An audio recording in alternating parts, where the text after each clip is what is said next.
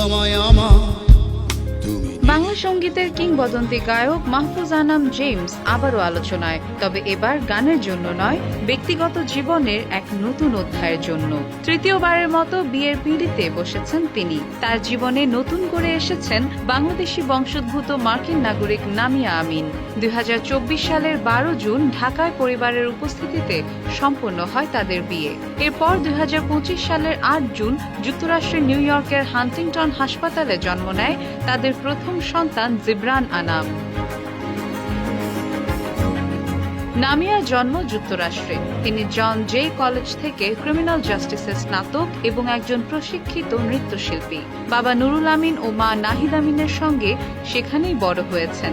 2023 সালের জুনে লস অ্যাঞ্জেলেসে এক অনুষ্ঠানে জেমসের সঙ্গে পরিচয় হয়, যা পরে প্রেম ও বিয়েতে রূপ নেয়।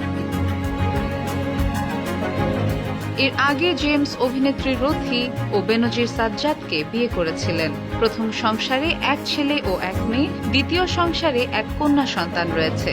ব্যক্তিগত জীবন আড়ালে রাখলেও হঠাৎ বিয়ে ও সন্তানের খবর প্রকাশ্যে এনে ভক্তদের চমকে দিয়েছেন জেমস। সামাজিক মাধ্যমে শুভেচ্ছায় ভরেছে নতুন জীবনের এই অধ্যায়। Desk report, Bangladesh guardian.